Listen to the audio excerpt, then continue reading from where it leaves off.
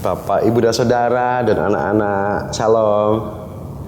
Sebelum kita bersama akan merayakan kemerdekaan RI yang ke-77 dalam ibadah tanggal 17 nanti, dan juga ada pelayanan sakramen perjamuan kudus, kita untuk bisa mempersiapkan diri dan kita akan mendengarkan firman Tuhan dari Nats Roma 8 ayat 37 yang demikian. Tetapi dalam semuanya itu kita lebih daripada orang-orang yang menang oleh Dia yang telah mengasihi kita. Amin. Ya, dalam keseharian kita semua memahami bahwa hidup itu tidak selalu mudah. Hidup itu ada pergumulan, ada sukacita, ada kebahagiaan, ada keprihatinan, ada masa-masa yang baik, ada juga masa-masa yang tidak baik. Artinya apa? Sebenarnya semua hal tadi itu mengajak kita untuk memperjuangkan hidup itu sendiri. Jadi dalam menjalani hidup itu kita terus senantiasa diajak untuk berjuang. Berjuang untuk apa? Mengatasi tadi hal-hal yang dianggap negatif, hal-hal yang dianggap tidak baik, persoalan, penderitaan, pergumulan, dan hal-hal yang rumit lainnya, itu kita harus hadapi, diperjuangkan untuk bisa selesai. Apakah bisa? Kalau hanya mengandalkan diri sendiri pasti tidak bisa. Harus ada yang kita andalkan. Siapa? Tuhan.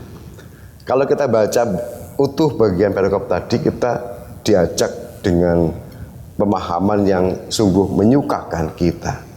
Ayat 31.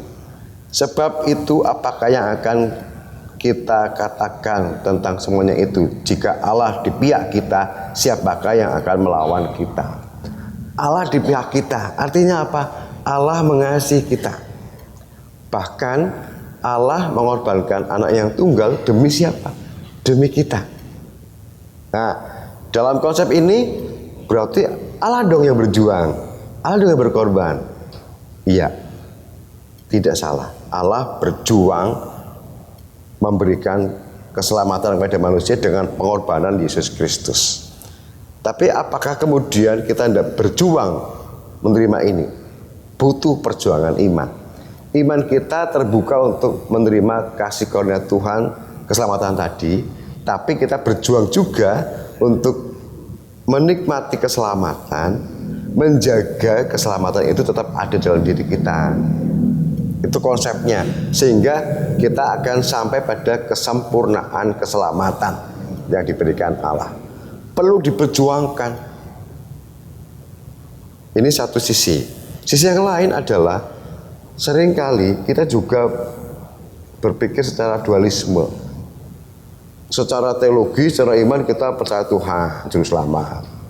Tapi dalam keseharian kemudian berbeda. Iman itu harus dibawa ke keseharian kita. Transformasi iman itu sampai menyentuh kehidupan keseharian dari kita semua. Contohnya apa? Keselamatan kita miliki, tapi ketika keseharian kita ada pergumulan, kenapa kita kemudian lemah? Kita merasa di posisi terendah, tidak bisa ngapa-ngapain, tidak bisa mengatasi ini, bahkan membandingkan diri dengan orang lain, wah dia tidak menderita, aku menderita, dan seterusnya. Menjadi persoalan serius. Padahal secara esensial kita diselamatkan oleh Tuhan. Jika Tuhan saja sudah memberikan keselamatan, apalagi pergumulan keseharian kita, pasti Tuhan tolong. Tuhan berikan berkat. Asal kita terbuka untuk berjuang, untuk mengatasi itu dengan pertolongannya. Nah, lebih daripada pemenang. Lah, jika tidak pernah berjuang, ya tidak akan pernah jadi pemenang. Pemenang itu ada jika kita bisa mengatasi lawan. Lawannya tentu tidak kita pikirkan musuh-musuh kita dalam sebuah konsep yang negatif. Tapi lawan itu bisa bermacam-macam. Pergumulan, sakit penyakit, keprihatinan, kedukaan. Bahkan diri kita sendiri juga bisa menjadi lawan ketika tidak mengajak kita untuk taat kepada Tuhan. Diri kita itu lawan yang paling berat. Keinginan kita itu paling berat untuk diatasi. Maka kasih Tuhanlah yang kemudian jadi motivasi kita supaya optimis kita bisa mengalami kemenangan dengan berjuang bersama Tuhan. Kasih Tuhan jadi landasan kita untuk berjuang. Apa itu? Kemampuan diri kita gunakan sebagai sarana untuk mengatasi persoalan. Tapi tidak dominasinya di situ. Kita memahami Tuhan mampukan kita karena Tuhan yang kasih. Ada contoh. Satu-satunya burung yang bisa mencucuk leher Raja Wali adalah burung gagak. Raja Wali tidak melawan, bukan berarti dia tidak mau berjuang. Tapi dia kemudian diam dan terbang tinggi, semakin tinggi, dan akhirnya burung gagak jatuh sendiri. Kenapa? Burung gagak kehabisan oksigen. Burung gagak tidak biasa terbang tinggi. Kemampuan Raja Wali itu dari siapa? Dari Tuhan.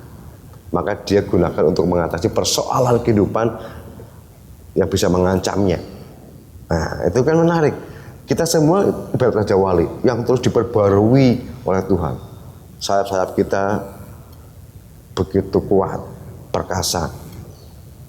Tetapi itu butuh kesediaan diri untuk berproses.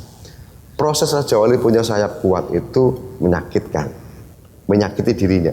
Dia mencabut bulu-bulunya, membenturkan yang tidak bisa rontok ke batu dan sebagainya, menggesek-geseknya ke batu. Itu melukai, ada darah, ada pengorbanan, ada rasa sakit. Sama, ketika kita berjuang untuk masalah apapun, ada pengorbanan dari kita. Tapi itu semua jadi sarana Tuhan tempatkan kita di atas rata-rata. Bukan hanya pemenang, lebih daripada pemenang. Bangsa Indonesia ketika tidak berjuang melawan penjajah, tentu dia tidak akan merasakan kemerdekaan.